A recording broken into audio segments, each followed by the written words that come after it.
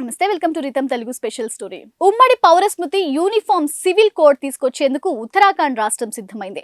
రాష్ట్ర ప్రభుత్వం నియమించిన supreme court retired judge Ranjana Prakash Desai నేతృత్వంలోని 5 సభ్యుల ఉన్నత స్థాయి కమిటీ చేసిన సిఫారసులను ముఖ్యమంత్రి పుష్కర్ సింగ్ ధామీ నేతృత్వంలోని కేబినెట్ ఆమోదించడంతో మంగళవారం ఈ బిల్లును అసెంబ్లీలో ప్రవేశపెట్టనున్నారు. మతంతో సంబంధం లేకుండా రాష్ట్ర పౌరులందరికీ వివాహం, విడాకులు, ఆస్తి, వారసత్వ నిబంధనలు కల్పించడం ఈ చట్టం ముఖ్య ఉద్దేశం.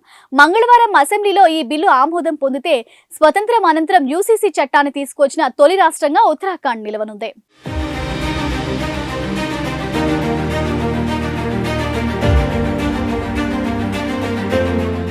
ఎవరి మతాచారాలు వారు పాటిస్తూనే వివాహం, విడాకులు, ఆస్తి హక్కులు, వారసత్వం, సహజీవనం, దత్తతపై అందరికీ సమానంగా హక్కులు కల్పించనున్నారు. అంటే రాష్ట్రంలోని పౌరులందరికీ ఒకే చట్టం కిందకు వస్తారని చెప్పవచ్చు.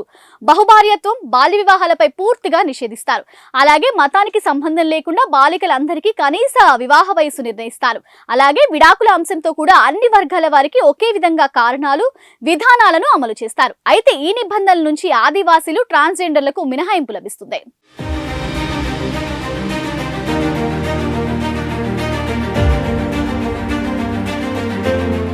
దేశవ్యాప్తంగా యూసీసీ అమలు చేసే లక్ష్యంతోనే ముందుగా ఉత్తరాఖండ్ లో తీసుకొస్తున్నారన్న వాదనలను ఖండించారు. ఆ రాష్ట్ర సీఎం ధామీ యూసీసీ అమలు అనేది 2022 అసెంబ్లీ ఎన్నికల్లో తాము ఇచ్చిన హామీ అని, 2024 లోక్సభ ఎన్నికల కోసం వ్యూహాత్మక చర్య కాదని స్పష్టం చేశారు. అయితే సాధారణంగా ఈ బిల్లుపై ముస్లిం సంఘాల నుంచి తీవ్ర నిరసనలు వ్యక్తమవుతున్నాయి. కానీ యూసీసీ వల్ల మహిళలకు సమన్యాయం లభించనుంది. మహిళా సాధికారతకు ఇదో గొప్ప మలుపు అని చెప్తున్నారు. ఇప్పటికే ట్రిపుల్ తలాక్ ను దేశవ్యాప్తంగా రద్దు చేసిన మోడీ ప్రభుత్వం ఇటీవలే మహిళా రిజర్వేషన్ బిల్లును కూడా ఆమోదించింది.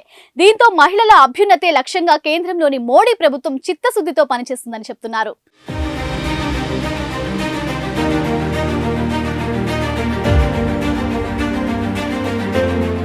ఉత్తరాఖండ్ లో ప్రయోగాత్మకంగా యూసీసీ చట్టాన్ని తీసుకొస్తున్నారని, అక్కడ సక్సెస్ అయితే దాన్ని దేశవ్యాప్తంగా అమలు చేయాలనే సంకల్పంతో మోడీ సర్కార్ ఉన్నట్లు చెప్తున్నారు.